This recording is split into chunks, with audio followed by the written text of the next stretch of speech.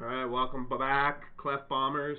We're here for the weekly report. Me and Tori, Mr. Maverick, Scrub Yup. Dynasty, ready to break it down. What's been going on around the Dropping Klefbombs League and hockey a little bit, and fantasy and all that stuff. Here we go. Yes, sir. Yes, sir. Well, it was an interesting week last week to say the least. I think there was some matchups that were determined. It was an interesting week actually. Just that everything was done by what, 6 o'clock our time? Yeah. Probably what, 4 o'clock your time or whatever ish. Yesterday? I know Yeah. that doesn't make math sense, but I'm just making approximate times. I know it's not 2 hours, it's 3 hours, but still. But yeah, so like I found it interesting because we kind of knew what the matchups finals were, even though they didn't really show Mhm. because of the three teams that didn't make the minimum goalie requirements, which was a couple interesting situations because you had one team in Team Joey who that's the second week in a row now, so I guess that's going to be a trend for him. And then you have Steve, who Steve texted me afterwards because, as you saw in the group chat, I sent out the standings, Yeah. the updated projected standings, and Yeah. Steve said, "What are you talking about? I won or I tied, or whatever it was. He Did won, he yeah. tie? No, he thought he Yeah, won, but he tied, yeah. yeah, okay, that's what it was. Yeah, because he didn't understand that based on the language, he thought, okay, well, if we're tied in shutouts, I don't lose that, but I'll just lose the other categories that have already had a decision. He Mhm. thought undecided categories would remain tied. So Yeah, he's like, oh, whatever, it doesn't matter. I don't have to waste an ad. for sure. Meanwhile, me, you, and Nick were individually texting each Yeah, other like and being like, full counting down the disclosure. minutes. Yeah, I knew, Steve. I knew. It's just I am threatened by your team, so the less points you could get, the better for me. Yeah, exactly. And that's what we were kind of watching it that way. And I mean, I always do, just from a commissioner standpoint. Yeah, of course. I like to see everyone kind of make it and then see why they don't for some reason. And that brings us to our third team in Jesse, who heartbreak kid this week for him, Yeah, man. very heartbreak. Oh, The ball, like I want to complain about my week, but then I look at a team's week like his, and I'm like, how can I even really complain? Yeah, yeah. Like I was the pure benefactor of a week that he had. yeah. And it was kind of twofold bad for him because he specifically added some bulk to try and compete against my bulk. Yep. And it didn't get on the W. And now he has to also waste ads into the new battle to try and correct himself almost and get his team back to the way he wanted after trying to step up to the plate to battle me. Yeah. And that's kind of what I was hoping would happen because now some people either have to make that decision. Am I going to step up for the battle or am I just going to take what comes to me? And that's Mhm. when I'm going to sneak through some matchups. And right now, I've snuck through two matchups, and now I'm catching you at the right time, which I'm looking forward to. Yeah. But this. We'll get to the predictions, but this week's going to show your management skill. I've basically played all my cards Not already, good, man. but like your ads will be the difference in this matchup. So I'm excited to see when and where you go. And like I can't battle you, right? Because I'm basically out of ads anyways. I'm not Mhm. using anymore. So it's like all you, man. Yeah, we'll see. All you. We'll touch it when we do the preview. But as Yeah. per tradition, I think we want to start things off with the trades. And unlike every other week so far, the trades they just keep on flowing through. It's a shortened They season. are flowing. Shortened season. This is People like are. the dream, is it not, to see this many transactions? It is, yeah. I like it. I like it. With the shortened season, we only have what, like 4 weeks left of trades. So people are starting to Yep. set themselves up for rivalry week. They're trying to set themselves up for what their team's going to look like down the stretch for the playoff push. Some people are potentially throwing in their hands, giving up. I don't know. Some people are still they're making moves trying to show that they're contenders, and other people are just doing crazy stuff. Yeah. And it's interesting to see the balance of what people are doing. And like, I mean, I always have some sort of, genius underlying thought I'm trying to manipulate, but on the surface, sometimes it looks like too good to be true. And Mhm. that's the type of trades I look for. Cause like, I don't want people to be upset with the type of like, I don't want them to have buyer's remorse because then they don't want to trade with you. But I Yeah. also don't want to give guys away so that basically my rule is that if I trade a guy, I don't want to care what happens to him. So for example, Besser, like I'm happy with what I got from Besser. I could care less what you did with him. You ended up flipping him, whatever. If I didn't if I had buyer's remorse, I'd be like, oh, God damn it. And now, not only did you get the good picks, now somebody else is also getting, now it's a 2 versus 1 trade. You know what I mean? And that's the type of stuff that bothers me. But yeah. Yeah, the basis for a good trade at the end of the day is both people get something out of it, and it's a win-win. That's really, does that always happen? No, but that's hindsight's 2020 kind of thing, right? So. All right, let's get into it. I like the activity. I like the management. Let's get into the first trade. First trade of the week. First trade is take it away. We had Nick who. Sorry, I'm reading this backwards here. We had Nick who got Timo Teravainen, who we touched on before, was picked up from waivers for like $20 or whatever. I forget, 25. Nick also picked up a second round, 14th round, and he gave up a keeper from last year, Mikko Rantanen. 7th and 11th. So I think it's pretty clear at this point Nick's selling the farm on his team. He's kind of made it pretty public. He's trying to accumulate as much picks as he can. So this is him giving up probably one of his better pieces that he had left. And he gets a second round pick in return as the biggest highlight, and a potential player in Timo Teravainen that he can roster for the rest of the season. Exactly. Give him some service, and if he turns out to catch fire again, which it seems to be that Trocheck's almost being that guy this year instead of Teravainen on that team, then he could get more picks later on, which is, I think, the idea. But with him moving on from that, you also got to remember from the trade from last week or whatever it was, he picks up Forsberg and Marchand at the end of the year. Yeah. So, like, to move Rantanen, it makes sense, right? Because I probably would rank him third in those 3 guys. Yeah, I love Forsberg. We talked about him early, so. I undervalued his kind of sneaky. He doesn't hit a lot, but he will run into guys, which accumulates hits, and he shoots a lot. And it doesn't hurt him being kind of the guy on a teamish offense, but the puck kind of still goes through him or touches his stick before it kind of gets to the net. So, yeah, I like him, and I kind of underappreciated him or overlooked him a little bit. I thought it was crazy when you were saying 1 first round, second round. I thought he was like, 6th round, but no, he's definitely like mid 2.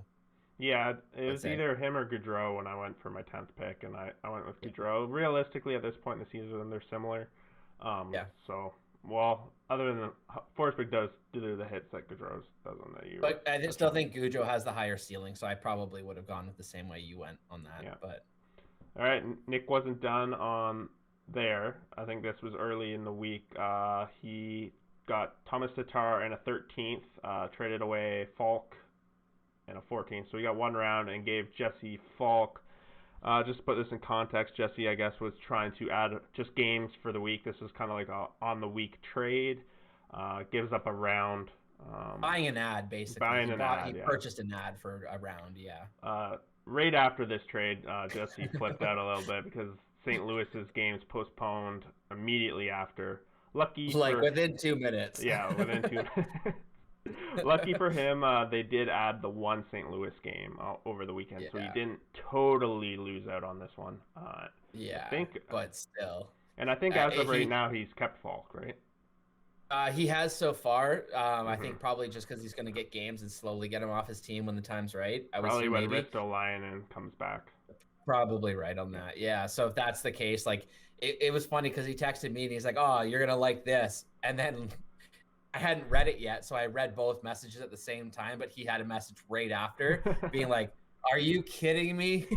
So it was like I read both messages right at the same time, and it took me a second to kind of click in with what was happening. Yeah. But then once I realized, I couldn't help but laugh. And I love the idea. Like I love the foresight to try and go out and add games without wasting an ad. Yep. But it just sucks that this happened to him because it makes you not really want to do it as often. But at the same time, that was just pure happenstance. Poor luck. Poor luck. And unfortunately, not the last bit of his poor luck this week. So. No, we'll get to more of that. Yeah. So then this is the blockbuster of the week, I think. This is probably one of the 2. There's some big trades, this week. So this is at the time I called it the biggest trade of the season. Um, I don't know. I think I caught some people off guard. I think you caught wind at what was going on a little bit before it went down. Mm. But this one is to Steve. He gets Jack Eichel, Sebastian Aho, Brock Besser, and Kubalik from me. And I get in return McKinnon, Hedman, Landeskog, Jack Hughes, and how do I pronounce his name? Travis Konechny. Travis Konechny. So You got to put context on this for sure. 5 for 4. 3 of the people I got in this trade were on IR, COVID protocol, or out. So part of my thinking when I pulled this trigger is in my mind, I had a roster full of talent that didn't leave a lot of room for drops. I was finding myself against the wall a lot of the time. Really, I only had one spot on my roster that I considered rotation. So I thought I need to try to trade up for top talent in certain spots. Maybe give up more players than I wanted.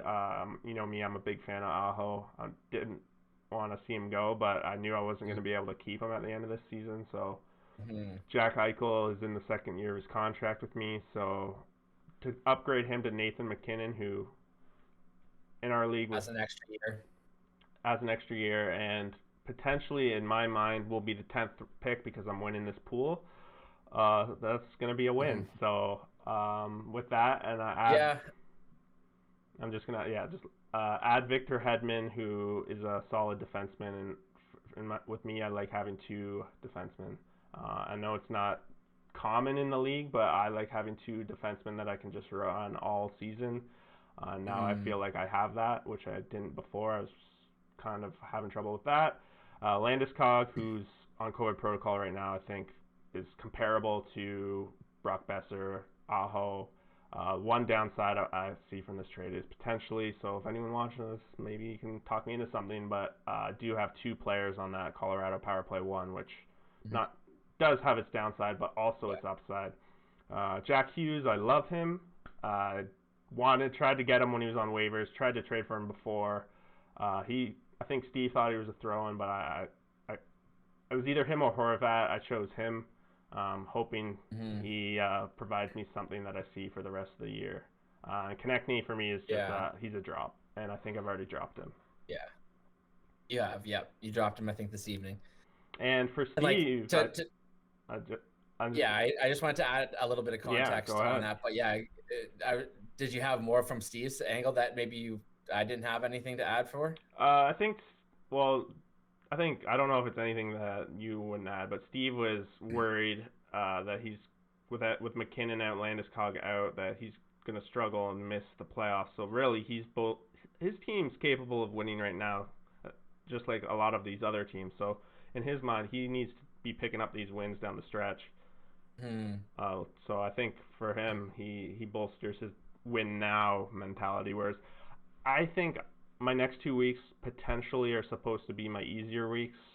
So to have McKinnon and Landeskog out, it sucks. It really does, and I could very easily lose this week or next week. But if I'm gonna be a little bit weaker for 2 weeks, this is the time to do it. Yeah, I agree entirely. And like that, to put a little bit more into context, is that like Steve's been basically selling the farm and going every possible move and direction he could to try and get any advantage.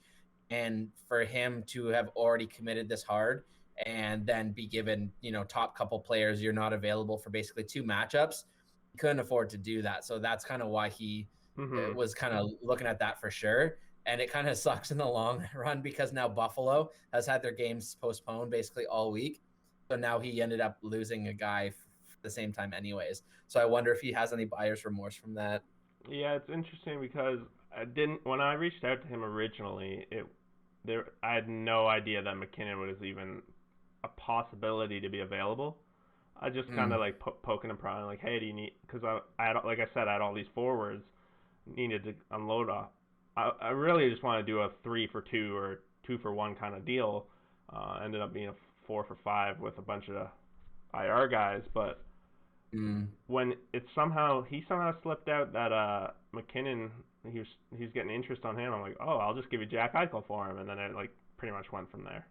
Yeah, and I don't know if I had anything to do with it either, because like him and I were talking, and he had an injury come through originally when McKinnon was when it came down the pipe, and I messaged him being like, oh shit, what are you gonna do? He was like, oh, I'll just trade him to you for Draisaitl. I was like, good one, jokes. And obviously, I would never consider that because Draisaitl is a top 5 talent, and I have him in the 3rd round for McKinnon in the 1st round. So obviously, I wouldn't consider that. And then we happened to be chatting about random shit and whatever, and I was joking, and I mentioned to you about how, like, Steve threw that offer at me, and then we debated, what side would you pick? And then I just found it interesting that, maybe I helped facilitate. Maybe. I don't know, but I love talking some stuff. But obviously, I don't try and leak secrets or anything like that. But I also try to a lot of that, and I think I was saying this to you earlier too. Is I try to get involved in some of the conversations, not for the intel, and I don't want like the advantage or anything like that. But sometimes it helps because I'm the kind of middle point contact for a lot of the people that don't have the relationships. It's sometimes easier or it goes further if I kind of mention something. Yeah. And a lot of the times, like, you probably have more familiarity with this. I'll mention shit and it's like, clearly I have no interest in the player. Like, I don't want to go down that avenue. I'm just simply, mentioning a couple things because maybe you do, or, maybe it's an advantage or whatever that can turn into something else, and everyone values players differently. So like, I just want to try and, WhatsApp group's great. Like I don't know what we would do without that because it helps definitely, create some relationships and stuff. I just want to make sure that, and of course, I'm not trading insider secrets. Of course, as the years go on, I'm sure it's going to be easier and easier. Like I know, I didn't know some of these guys when we first started, but now I'm able to just message them, text them directly, and no problem. So as we get more familiar with each other, I think making deals and stuff will be a lot more easier. After this season, with people doing all these trades, being more fluid and being more willing to move picks and stuff like that, I don't think we're going to have problems having trades really moving forward. Maybe not between all teams, but there's going to be matchups 3 or 4 different ways for most people. And depending how hard you look. And it'll be easier to shop around a little bit and stuff like that. All right. For sure. So I think this was a Sunday. So next trade? It went a little quiet until Sunday night, I guess, this one. Yep. And this one for me was just honestly me getting I was getting scared because I was losing hits and shots on goal. So just like Jesse purchased an ad off Nick, I decided to circle back and purchase an ad off Nick myself to combat that. And I purchased I guess I purchased 2 players. I paid up on a higher round than Jesse. So the trade was Connor Garland, who was an ad, and Timo Meier, who was an ad for 12th round pick. And that was the previous trade. I'm mixing 2 trades. Sorry. So this was me trading Nick, Connor Garland, Timo Meier, and a 12th. Oh yeah. And I got Carter Verhaeghe. Yeah, Carter Verhaeghe and Riley Smith, who was the ad, for 13th. So he went out and used an ad and traded. And that was just strictly for games played. I was just trying to get ads last minute without maximizing my ads or using my last ad, because at that current time, I didn't know what was going on with Jesse's goalies, which turned out to be another huge bounce in my favor because he had Khudobin starting with Lankinen in Chicago, and they were scheduled to play each other, were they not? Chicago and Dallas? No, they play each other, or maybe. Yeah, I don't know. I believe they were playing each other. I could be wrong, but they were both scheduled to play, and Khudobin had his whatever issue he had with his team where he was benched, and then Lankinen didn't end up playing, and Subban ended up playing. So at that current exact time when I made that trade, I had 1 ad left, and I didn't know, do I add a player and go for the shots on goal, or do I add a goalie to combat his goalies? So I figured, if I can purchase a forward and then add a goalie, I can do both. Yeah. So that was that mindset at that exact second. But then when 20 minutes after that happened, or whatever it was, when I found out neither of Jesse's goalies were starting, which would lead him to not meet goalie requirements, I then just added 2 forwards. And that's what opened up. Originally, the trade was just going to be Verhaeghe. Yeah. just for the pick because he was playing that night. But because I had the open spot in those two guys, I was able to load up 2 extra bodies and then not bother with goalie ad because he wasn't going to meet minimum goalie. So it really worked out perfectly for me. It bounced in my direction entirely. Yeah, yeah, for sure. All right, potentially the second biggest trade of the week, right? This Oh one, yeah, for yeah. sure. So Sean Beerbuds picks up Carter Hart, Dylan Larkin, and a second rounder, and he ships out Tavares, Vesna winner Hellebuck, and a 14th. So he picks up 12 rounds second, which is pretty solid. Basically a Yep. replacement for what Tavares went, even though he went first. It's kind of the same kind of thing. Um, and he ships out his goalie. So now I guess he got Carter Hart back. So he still has Hart. He has Bobo. Mm. This one caught me a little bit by surprise. Not gonna lie. Yeah, I wasn't really expecting this type of trade this early, but at the same time, there's a few moving parts that could add up in the long run. Yep. Obviously, there's also a conditional trade that I'll get into after we kind of talk about this a little bit. But Yep. if you break it down and you look, okay, Carter Hart versus Hellebuck. I mean, you could make debates on either. If you're talking to their keepers, I think Hellebuck's a 5 and Carter Hart's a 2.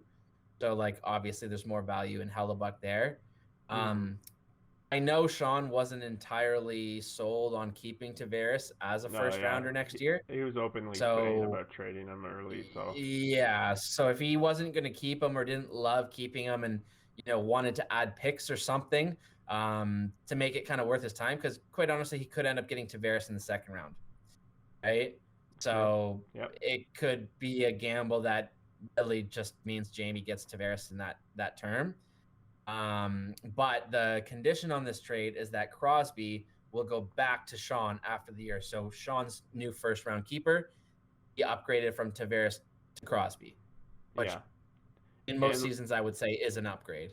And maybe. Like you said, he got a second back. Potentially that second could turn into Tavares. So he'd have Pasta, Tavares, Crosby, Panarin. Yeah, Panarin. Yeah. So yep. And then the condition on top of it is basically the condition is kind of washy, to be completely honest, but it's a condition that meets the requirements, so it's good.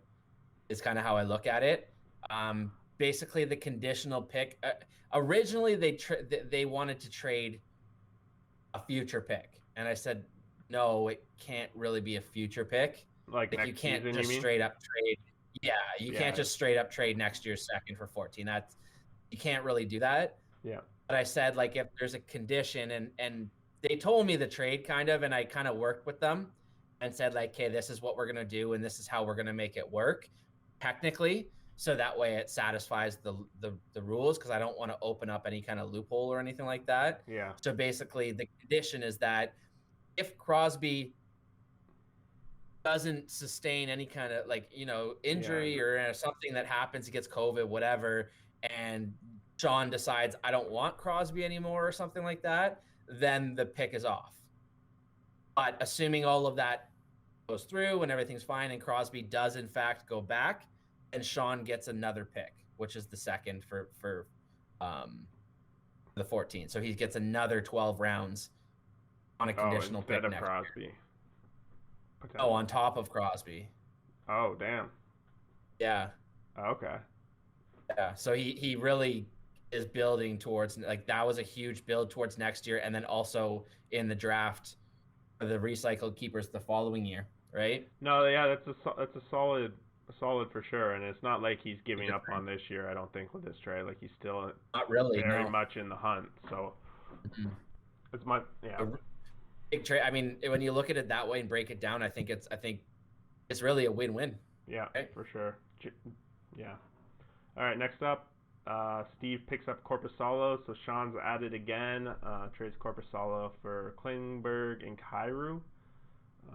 Steve had no goalies going into this trades and found out that you lose shutouts when you don't get enough goalies. So maybe time to get some goalies. I know he. So Kyrou, Klingberg going back. I don't know. To me, all waiver capable players. So I think we should also say that this current recording is the day after the Super Bowl. Yeah. And a lot of these trades, the ones we're just getting into now and moving forward, the big one that we just talked about, whatnot, all basically happened as the conclusion of the Super Bowl was happening. So there must have been some drinking, and people were more willing to make some moves and more desperate and wanting to fix some holes. And clearly here in these trades, Steve was pissed because he didn't understand what was going to happen. He was pissed he lost the win. So he's like, you know what? My system of no goalies is not going to hurt me anymore. I'm now going to go back to getting my goalies. So he got Korpisalo for Klingberg and Kyrou, which I don't think Klingberg is rosterable, in my personal opinion. No, I don't think he brings enough. And Kyrou is just on a heater. Like, he's a good player, don't get me wrong, and he might have a good season. But, like, there's still a lot of guys who need ice time in St. Louis, plus Tarasenko's coming back in a couple weeks. So there's just Hoffman's heating up over there too. Yeah, so there's a lot of guys who need and want the puck, and like somebody's not going to get it. So whoever those guys that aren't getting the puck are not going to have good seasons, right? So like, will it continue to be Kyrou? Who knows? Will they just do a balanced attack? Who knows? I don't know. So I think potentially all three of them are maybe not rosterable.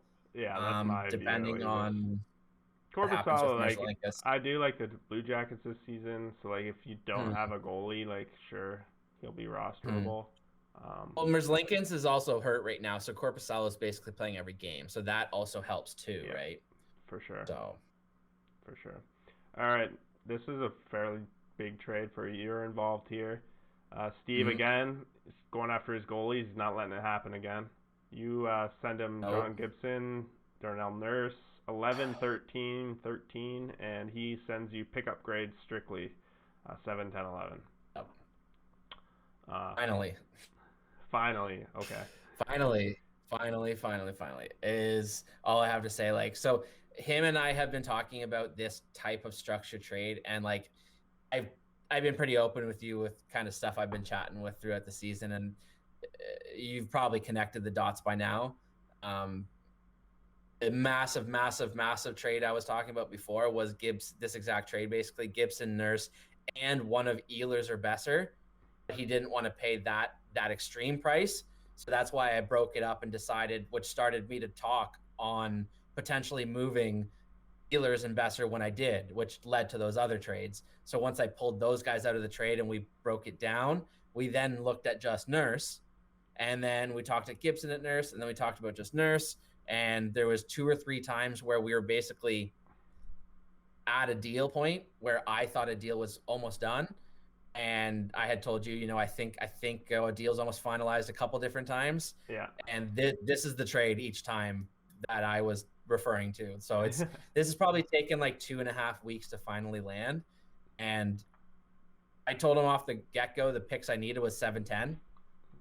I needed 7-10. If I'm moving Nurse to you, I need 7-10. I don't care what other picks I give back, but it has to be 7-10 because of the trade we'll get to in a minute, which I had already kind of pre-agreed upon, as long as I got that 7, which is now why you can see why the 7 is so important. So he finally offered me on Sunday. He said, screw it. Let's do it. Let's do Gibson and Nurse for the 7 and 10 you asked for. I was like, well, since we went to just Nurse, now I like Gibson. Like, I don't want to just give him away. So now I want another pick, which was the 11 for 13. So that 11 for 13 is the Gibson part. 11 plus 13 for 7-10 is for Nurse, basically. Okay. So I'm just glad it's done. Yeah, I think you got good value for that one. Yeah. Plus, I hated having Nurse and Puljujarvi. Why did I say Puljujarvi? Draisaitl. Yeah, I was looking at his name somewhere else. Yeah. All right. So I'll let you piggyback that because you're targeting that 7, which comes up in this next trade, right? These next 2 trades really are all one. They are one trade, and back to the last trade where I flipped Garland to Nick. I really didn't want to at the time, just because he fits my team so well, and I wasn't sure what was going on and whatever. So basically, as part of my trade, my requirement was that Ben had to pick up Garland for me off Nick. So Nick had some weird picks which didn't really line up, so it didn't work out where he could really gain a pick. So they just swapped the same round. So is what it is. Nick's But it's gonna be hard to use him in deals going forward because his it we'll get is. to it at this last trade, but his Yeah. lowest picks now are 9. Yeah, exactly. So, in the bigger part of the trade, I'm picking up Connor Garland, and I'm trading actually away my first round pick. This was a huge debate for me, which we can get circle back on in a minute. But I actually decided on going for it because this was the price I kind of had hoped to get, which is a pretty steep price, but it also allows Ben to keep 2 first round picks, which is no small task, right? So to do something like that, it's going to cost. Which the funny part is Dylan actually wanted to rent out my first or get my first in a similar type trade, and he asked what my value was, and he was trying to pull off that trade with Nick earlier, so he wanted to try and weigh his options. Yeah. Well, I told him, I was like, I don't know what I would ask, and he kind of made me think about it, and I kind of just said, if I get 2-3 back for one something, I got to consider it. Yeah. And then looking around at the only 2 or 3 possible options, I figured, if I can get the 7, which is what Ben's price was, so that was on me to go out and get, which I ended up getting in that trade, allowed me to get this other trade to click in. So it's all kind of one giant trade, really, for me, is how I look at it. Just a bunch of moving pieces for picks, really. But yeah, so I moved down from 1, 7, and 10 to 2, 3, and 5. So I moved up pretty good It's gonna be a to whole do different that. year next year for you because you're gonna have high picks as opposed to all garbage picks. Not necessarily because I've I know. strategically done it that way. Because if you look at how Dylan's drafted, Dylan had all his picks before the 10th round, and now he has zero flexibility. And I Yep. don't want to be like that. Nick's doing the same thing, and he's going to have all top picks. He won't know who to drop or who he wants to keep or whatever. And knowing Nick as a manager, he wants to be active, so that's going to bother him. So what I've strategically done is left 4 or 5 picks to the end of the draft that I look at just waster picks, Yep. and I can Fillers. find guys on heaters, flex guys, trade, acquire guys, whatever, right? So I'm strategically doing it that way, and I think it would be smart if other people also looked at it that way, but I'm not managing their teams, so. For sure. For sure. All right, you're at it again. These next two. What the? I just Yep. noticed this new one's on there. I didn't even notice that one. But Nick, you send him Hornquist, Dredger, and a 10th, and you get Darcy Kemper and a 12th. Yes, I do.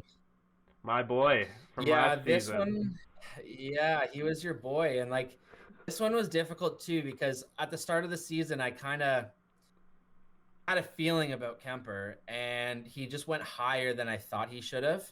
Yeah, So I kind of as lost most interest in him. goalies did. Yeah. And yeah, exactly. So I kind of like, I ended up also getting Gibson, which was doing really well for me.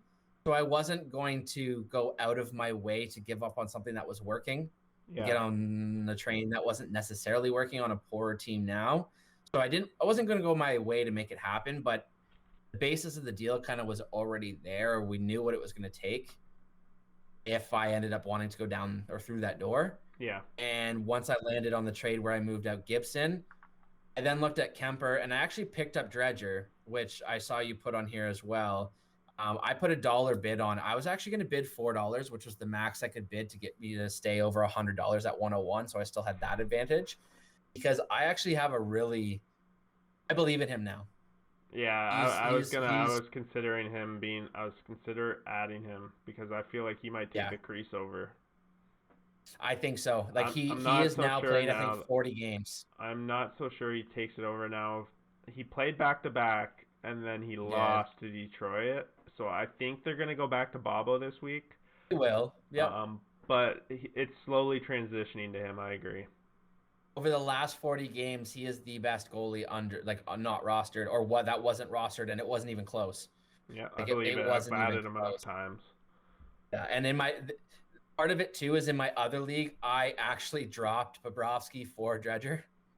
So I was just like, I'm gonna believe in it, and I just gave up on Bobrovsky because I was like, they're saying, you know me, I'm hot on Florida. So still, they're both a Florida goalie, right? Yep. So looking at their stats, he is substantially better. So when I went to bed, the trade with Nick wasn't undone. But like I said, we kind of knew what the foundation was. I wanted to see if I got Dredger first. And then what I did in both of my leagues, because he was actually on waivers in both my leagues at the same time. So if I didn't get him in my other league, I may have just stuck with him. Yeah. To be completely honest, I may have. Yeah. And you messaged me about giving up on Hornquist, and I agree. He's a good player, and I think Nick's going to be happy with him, surprisingly. Like, I think he's going to realize that, he's actually not just a throw-in. The only downside to Hornquist is he gets injured. I've always been a huge fan of him. He stays healthy, he is very solid. He's huge for that. Definitely because he's on such a good stat filler, and he's on power play, and he's like the front. He's like Wayne Simmons on steroids.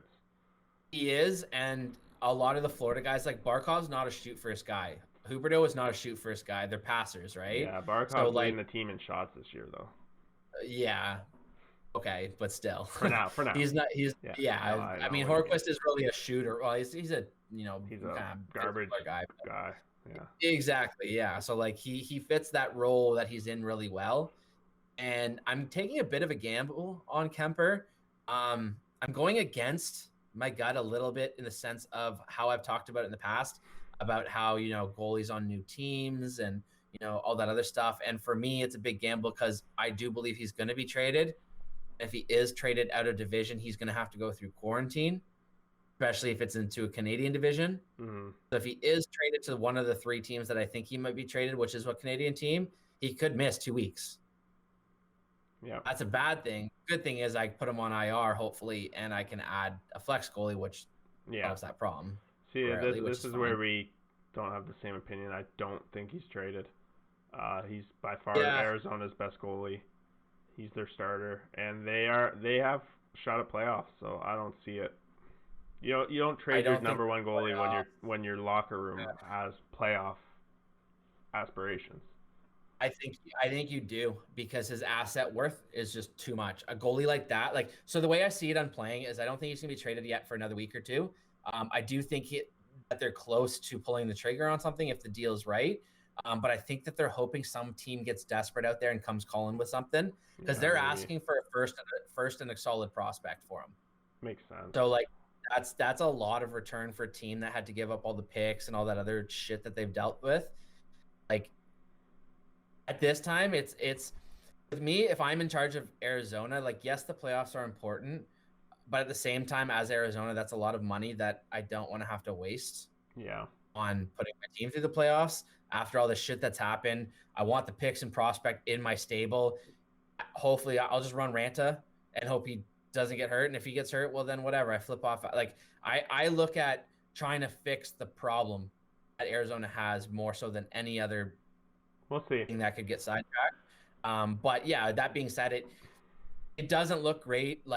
Whatever. I'm banking that he gets traded, and the value is still decent if he doesn't get traded, in my opinion. And also the way I looked at it, when you referred to Nick's picks, I looked at it now and I was like, I could give up a 10 for 12, because really that's all this pick is 2 rounds.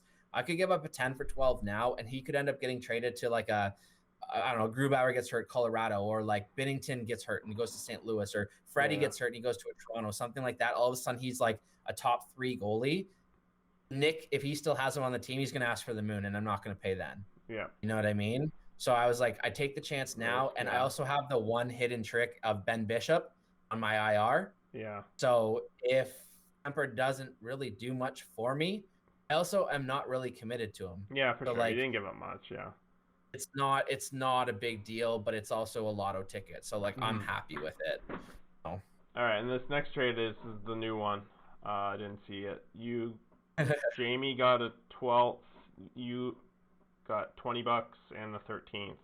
So you sold a pick for $20. All right. Because I don't value picks after the 10th round. Quite honestly, I don't. Yeah. Not at all. Okay. So and then it's just a number 12-12. I got $20 because I spent the waiver money. Gives me an asset if I need it that way. Yeah. Makes Maybe sense. feel comfortable. And a lot of it, to be completely honest, was just it gave me an avenue to make a trade with Jamie. And my goal was just Jamie and Dylan were the only 2 guys I hadn't made trades with. And with Jamie going for it, my team isn't really it's outside my keepers. My team's kind of trash on paper, right? Yeah, you can't. It's hard to make deals with you. Yeah. with Jamie and Dylan, I don't have attractive players that aren't my keepers. So like there's not gonna be a trade we can line up on unless we wait to like, swapping 12s later because his is higher and swap a 10 because mine's higher or something like Yeah. that. I was like, you know what? Let's just do it. If you're down, he's like, I don't care about my wallet money. So I was like, okay, cool. So Sounds good. All and right. I thought I had a trade with Dylan, and I was looking at the rounds, and I offered him a picks just for the sake of making a trade. I was like, I think it was 12-11 for 12-11. And I was like, I'll give you $5 out of my wallet to to call it a fucking trade. And he's like, no, because you're moving up more rounds. I'm like, okay, whatever. So I don't think I'm gonna make a trade with Dylan this year. So that Yeah, sucks. your mistake was telling everyone you wanted to make a trade with them. Now they're holding you hostage. I could care less. I know. Whatever. I'm not gonna pay for it. It's a neat thing to be like, oh, I traded with everyone, but I mean this year's been crazy trades and stuff. There's been more than enough to talk about that's really irrelevant at this point, Yeah. other than just a little tiny personal Considering goal. we've So been we've been talking about the trades for like 50 minutes. exactly right. So like I whatever, right? I'm over it. So if he wants to make a move later, I'm down for it, but I'm not gonna go out of my way or pay. Yep. So All right, last trade. last trade, Yep. you take it away. I pick up Shesterkin and 2 10th round picks, and I send an 8th and a 9th, and on paper Jack Hughes, but it's really I paid an extra round for him to store Jack Hughes on his IR for me until he comes back.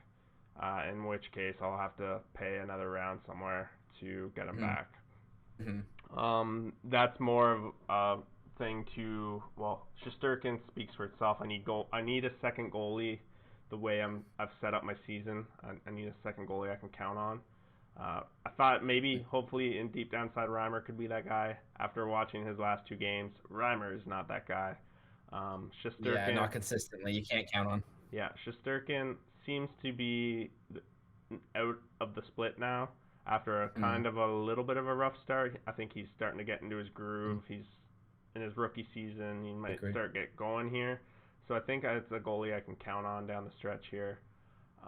Also, freeing up an extra roster spot by not having to carry Jack Hughes off the IR for the week is going to help me win this week, hopefully. So yeah, I'm willing to pay a round for a win. A round for a win is I'll take it every day. So that's the trade. That's the way I looked at it too in a couple trades. Yeah. Yeah. Even a couple rounds, right? A couple rounds is worth the W on paper. Yep. Yep. And that's it. That wraps up crazy week of trades. I think last week we talked about how crazy it was, and we didn't think we could top it, but I think we topped it this week. Yeah. I don't know if we'll be able to top this one. I think we did. Who knows? I don't know if we can top this one, but I don't know. It's a challenge. We haven't seen a lot of the first rounds get sold. We haven't really seen a team other than Nick say they're out of it yet. I think once that second team or third team realize that they're not making the playoffs and they have some assets that are valuable to some other teams, we're going to see some fireworks. So I think one of the next big names to trade would probably be Malkin. I think Malkin will probably be that guy. We'll see. Yeah. Okay. Let's get to our predictions and then watch some hockey. Do we want to wrap up the last week, or I think we touched base on it enough? Yeah, I think we did touch on it enough. I mean, we have to do our predictions from last week, but no, I meant the results, like the final scores of the week before. We didn't really. I'm not sure. Okay, I'm just gonna put it up here. So looking at it here, just like the ending games from last week. So like Beer Buds, Captain Clutch, they tie 5-5. There, I'm gonna try and do something crazy here with the screen. All right, 5-5. So we talked about this a little bit in chat, how Sean had a chance to win this game on the very last second. He adds 2 goalies. We both kind of talked about it when he did it. He could have added both goalies in the same game to guarantee himself a win. Instead, he went 2 separate goalies, and unfortunately, they both lost. So instead of potentially a guaranteed win here, he resulted in a tie. Sean, you said you watched, so that's that. That's a little tidbit for you. I don't know if you noticed that. Beefy squeezes one He was out. probably like, yeah, I fucking noticed. I hate you. Beefy takes it 6-5 over Joey. We touched on that one. Is Joey had this one in the bag had he just had enough goalie starts. So that one was his bad. Steve, we Again, talked 2 weeks in a row. Yeah, Steve 6-6 with Dynasty. We talked about this. Steve, you got to have all your goalie starts. Mr. Maverick 7-4 over Jesse. We kind of touched base on all this. The bad luck Jesse had, the moves that were made throughout the week to try to make this one an exciting one, and then I lose 8-1. I add a logo throughout the week. It's beautiful, I know. That's true.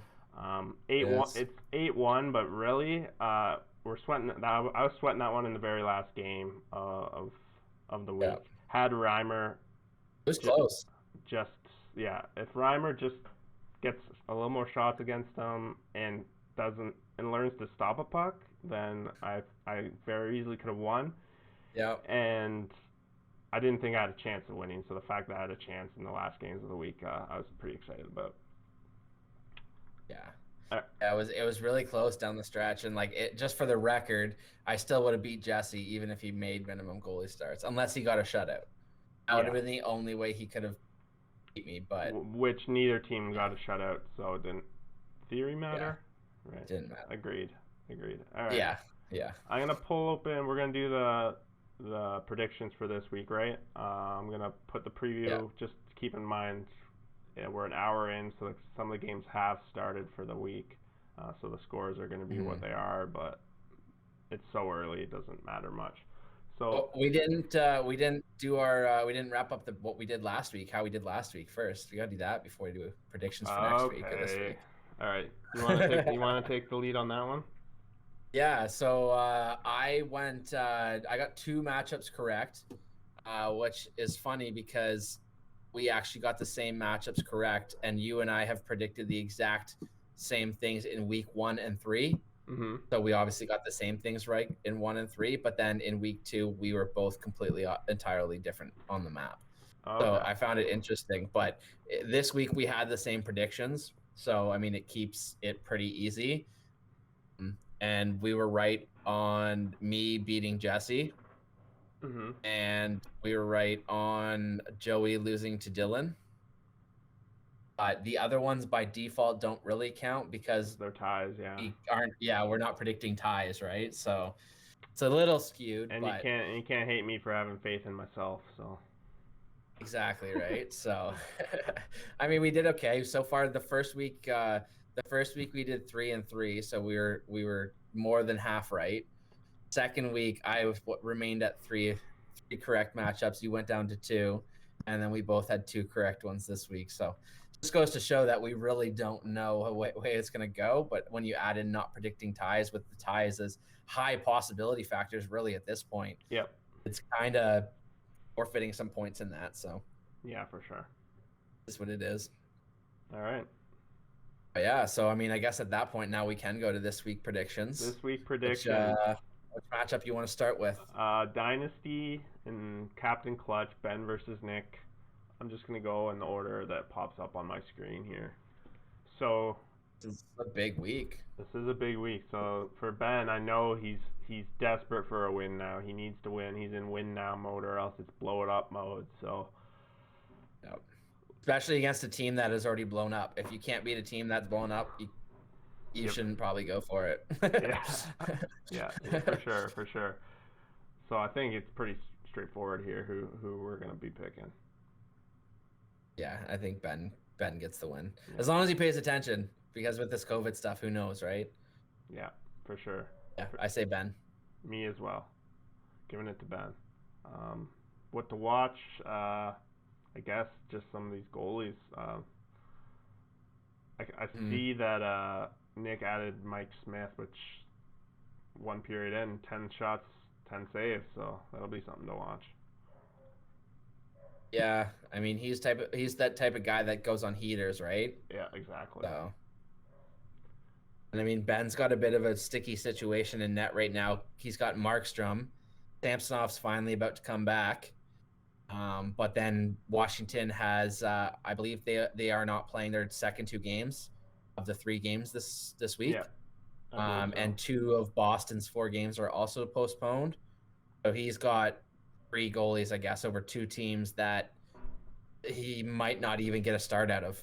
So over under One, right one here. guys. Is any team going to miss goalie starts this week?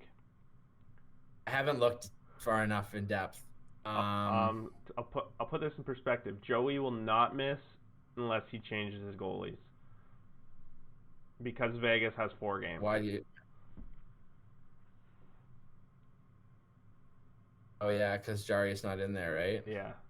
So I'm gonna say no. I'm thinking everyone hits this week. So Yeah, everyone kind of that was low on goalies kind of loaded up here.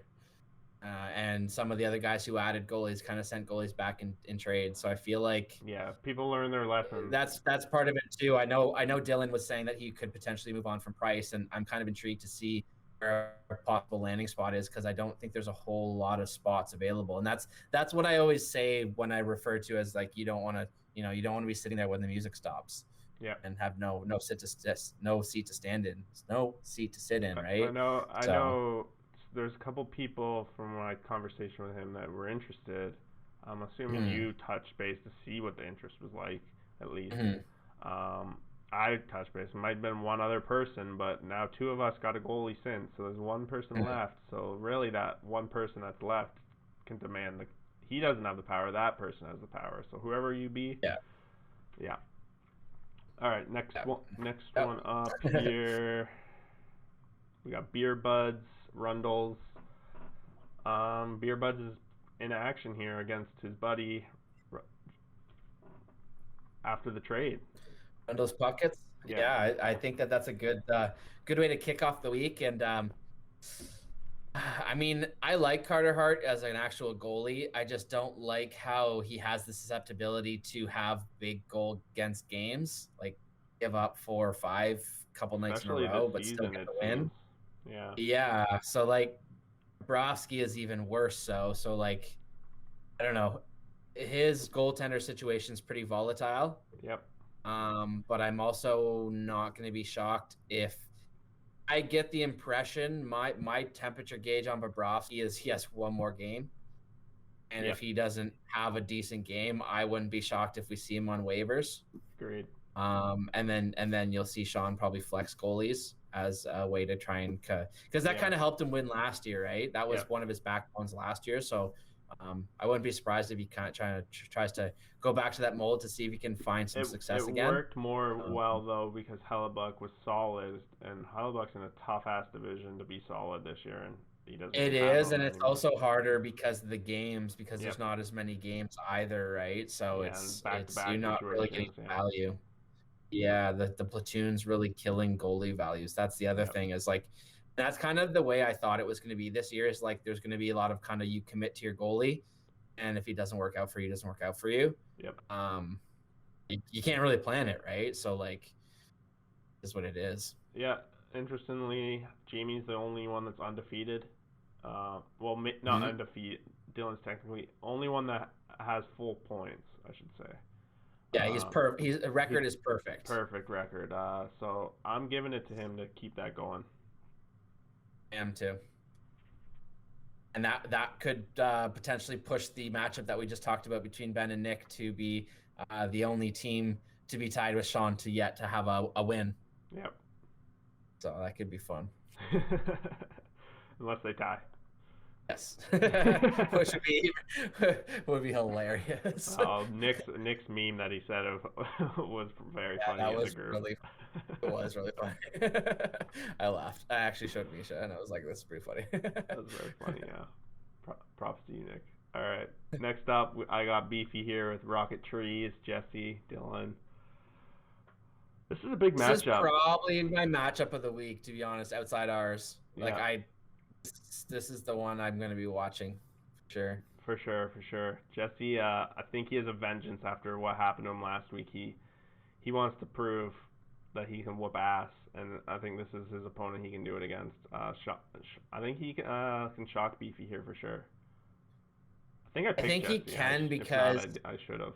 I yeah, we both did, I believe, and I give him the edge just because I don't like. Okay, so I'm gonna play a card here. So I really like Lankinen because he gets so many goddamn shots, and in a league without losses, the losses don't hurt him. So like, yeah, he isn't getting the wins, but he is basically padding the goals against and save percentage. So anybody who has a frequency of goalie starts, 2+ or 3 goalies, so in this case Dylan, he's probably not going to win those stats, even though he might win wins and saves. So there's a 50-50, and we got to assume that shutout is a 50-50. So goalies are a tie, they're a wash. And then when I go to the offense, I would probably give the offense. Well, I definitely would give the offensive advantage to Dylan. But the peripherals, the power play, the game-winning goals, the actual shots and hits, I probably give to Jesse just because he's got Ovi and he's got Burns and whatever, right? Like high percentage guys. So. Yep, you pretty much hit the nail on the head for me too. I just Dylan's team is a lot more assist heavy. Jesse's got the shots and the goals and the hits, which more goals should mean more game-winning goals as well. So it's gonna be a good one. Like, I agree with you. It's probably the marquee matchup of the week. If you don't believe that, just look at the team stats for the season, because on the season, if you sort by goals, my team is 3rd in the league. Yep. I'm also dead last by a mile in assists, or sorry, 2nd last in assists, and I am 3rd last in points, but I'm also 2nd in game-winning goals. I've been very unlucky with game-winning goals. I've lost it every week, and I've usually win goals. You need shooters or guys that go to the net in overtime or late in the net, late in the game. I have the players that can do it. They just don't do it.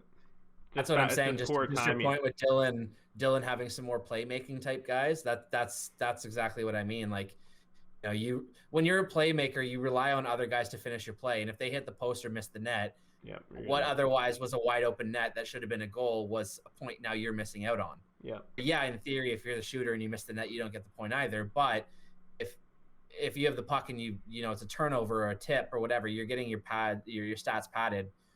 Simple stuff. And that's what I always say is, like, Hyman's standing in front of the net, he tips it, comes down in front, and he whacks it twice on the net. That's 3 shots in 3 seconds. Yep. So I mean, that could output somebody's full game output as a playmaker. Yep. So yeah. All right, next up, Joey, Steve. Yeah, here we are. Steve making some moves. He's got his Eichel on the PPD watch. We got Joey, we got concerns about you, man. Are you going to do the goalie starts? Like I said, he should hit him this week. So Steve is the unlucky guy to have to face Joey when he's definitely going to make goalie starts. But also, I think Steve's a closet, like, solid team. So I don't know. I'm giving it to. He tries, right? Yeah. He pays attention. He tries to find a way to win. So I'm giving it to Steve this week. I think I did. That's what I have too. Just because those little extra things, they make difference, right? Well, and when it comes down to the last and most important matchup, Joey's still the only one that hasn't made a move in the year too. So he's at 0. His goal is to win without making a move. My goal was to trade with every team. Everyone has their own goals. Yeah. Yeah. All right, here we are. The one we've all been waiting for. I want to hear your take before I give my take. The matchup that was going to be last year's championship but fell short due to COVID. We've all been waiting for it for a long time. Yep, and it's very anticlimactic at that because of that. Yeah. So I don't know. I'm worried. I'm gonna be honest with you. I feel like my team's kind of in a must-win situation, sorta. Uh, in the fact that there's not a lot of easy wins down the rest of the way for me. I got Nick next week, and I really think I need to pad my wins before after that, before we get to the rivalry week and everything. So ideally, I want to be 3-1-1. I think it's going to come down to goalies this week. That's part of the reason I went out and tried to pick up a solid second goalie. It's going to come down to some lucky categories. It could go either way in my mind, but I'm betting on myself. So that's what I'm going with. I got some luck going in my way early on so far, with two of your players hitting the IR after you've made a lot of ads. So I got lucky so far. Let's see if I can continue. I mean, it hurt me because Tyler Mott was like a big part of my hits. But luckily, it's funny how things happen because I would have never added Gudis if Jesse didn't push me on physicality. Yep. And I also would have never seen how much better Gudis makes my analytic mold than Nurse did. Basically, Gudis replaced Nurse, and it was better for my mold. And I got the picks back for him. And it also gave me a backup option or a security blanket for Mott, which just so happened to get hurt for a long period of time. Yeah. It's funny how that whole sequence kind of happened. But and that's also why I traded Hornquist. But I'm scared about this matchup just because I knew I was looking at those trades, and now I think it kind of makes sense a little bit more to you. But I knew that I was like down. I was down 4 bodies. So like I had to use 4 ads I knew on a Monday, which isn't always a good recipe. Yep. But at least I added guys on 4 game weeks. Yep. So at least that helps. But we'll see. I'm basically used all my ads now. Like I don't want to use any more ads. So like I'm kind of done. You're leading the league in ads so far, right? Yeah, and that was by design. Like I knew if I could do it early, pick up the guys of value, try and manufacture some assets, then I could chill out. Mm-hmm. So, like my desired plan is I'm actually working it to perfection. Like I'm not trying to be cocky, but I'm saying like if I wrote down my plan at the start of the season, I honestly would give myself an A+ for what I've been able to do. Yeah. So I'm happy, and that's the thing is this week there's zero pressure. I think I'm gonna lose, and it's on you not to lose. So like really I'm just excited. That's why I'm sitting here sweating bullets because I can't lose. I like you said, it's on me not to lose. So all the pressure's on me. Anything for you is just a win at this point. And I think that it could actually end up meaning that we end up tying. I'd be okay with that. Yeah, I get it. I get the impression that that's what's going to end up happening. Maybe that's why I didn't predict it because we aren't predicting ties. But I just think that because, like what you said, the fluky categories, I wouldn't be surprised if like you and I split the win, saves, goals against and save percentage, but one of us got shutouts and the other one got goals, game-winning goals. Yeah. Or like it's going to be a weird week where it's like matchup points are all over the place. Like I might win goals, but then you get assist and point. Like it's going to be a weird. In my matchup. mind, I don't know if I can get Draisaitl through both those Ottawa games with 1 point, I better fucking win the week. Like. Yes, that's true. That's a good call. Yeah. If he goes off, that's not good for you. Yeah, he had 6 assists against Ottawa the one game last week or 2 weeks ago, whenever it was, and he's my biggest worry. Right now he's halfway through his first. He's been quiet too. I'll be honest. He's been quiet the last 4 games since that big 6 assist game. I mean, for him, it's like 2 points a game is still quiet, but like point a game quiet. For him, it's quiet. I know. I heard a stat today. He is the only player in the NHL that is scoring at a point per game pace that doesn't match anyone since I think it was 80s or 90s. So basically, since like Pavel Bure was scoring at the crazy rate he was scoring, nobody's scored at that rate since, and Draisaitl is. I've butchered that stat, but basically I've got the point across. But yeah, he's good. He's a good player. He's good, and he scores a lot of points that other people don't. So like, yeah. But yeah, I think it's going to be a tough week for you, and I'm excited to see what happens with you, because I think what's going to end up happening is your strategy is going to change 3 times during the week.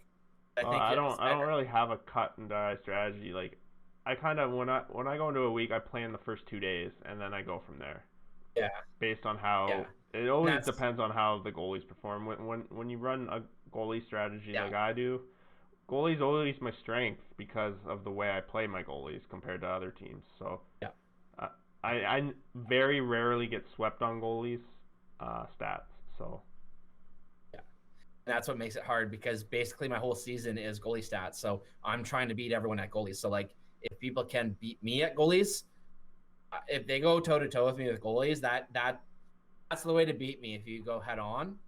mhm. If not, you have to beat me in shots and hits. But Which is not you I'm not gonna can't be you able to do can't beat that. me at yeah, no one can beat me in hits at this point. It's not worth it. Like you It's saw not worth Jesse. it. Jesse's one of the most physical teams, and he added 2 plugs, and he wasted basically 4 ads trying to do that because he added 2 to add the guys, and then 2 now back to get back to his team, right? So Yeah, he wouldn't have had that at least below 2 lads if Ristolainen was around because Risto's the Gudis, right? exactly. So Yes, absolutely. Yep. Which was also another lucky bounce, but yeah, I we're there's all just gonna get something lucky that bounces. tells. I've been getting ones every week, and like Mhm. knock on wood, I'm not trying to be like crazy or anything, but it's been shocking to me because I haven't really been caring about the results that much. Yeah, I've just been caring about hoping that the guys I want to move were playing well. trust They the were. process. Yeah, Yeah. So like, and so far I've got some results. And I know at the start of the podcast, I basically said like I have the gauntlet the first few weeks. Like I have the hardest schedule because I think I have Jamie next. And then I have beer buzz can't maybe. remember who I I already played Beer Buds. Oh, But it's Steve or Ben Steve. or Steve. It's Jamie and then Steve and then Nick, Ben, Joey. So Nick, Ben, Joey will be, the not hardest part of my schedule. yeah, I'm not saying it's easy at all, but like compared to the other teams. So like Jamie, Steve afterwards, for me, those are probably 2 losses. Probably. Right? maybe. So like if I lose to you, I could go from feeling good, getting these results, all of a sudden to being bottom 4 where I thought I was gonna be. And it is what it is. Like I'm happy. Like, and this other thing too is I think I'm in the only unique spot of where if the season ended tomorrow, Yeah, I'd not I'm be good. happy. No. I wouldn't be happy, Yeah. but I wouldn't be upset fantasy wise. I'd Yeah. be No, I hear you. okay with it. Yeah. I don't know. I'm winning this thing, so Yeah. starts My with goal, I was talking to Dylan because he was giving me a hard time, and he's like because he was saying him and Nick were saying I was overconfident, and they were basically saying like it's one thing to be overconfident, but like what's the goal? What do you think you're actually going to achieve? Like, do you think you're going to win? I'm like, no, I don't think I'm going to win. But do I think I'm going to be in the playoffs? Yes. If I can make the playoffs, and I don't think I'll be top 2, so I'll probably be playing in the first week Yep. of playoffs in one of those 4 seeds. If I can win that game, that's my goal. I just want to win one playoff matchup. I'll be so happy. yeah. Right now, So, you and like, I are both undefeated in the playoffs, so gotta remain that way, right? well, yeah. All right. Think that you ready to go watch some New York Rangers or what? Yeah, I haven't looked at any of the scores yet, so I'm gonna go start You're the not Leaf going to be game over happy, again. my friend. You are not. I'm just kidding. All right. All right, man. Take care. Cheers. Good night. See ya.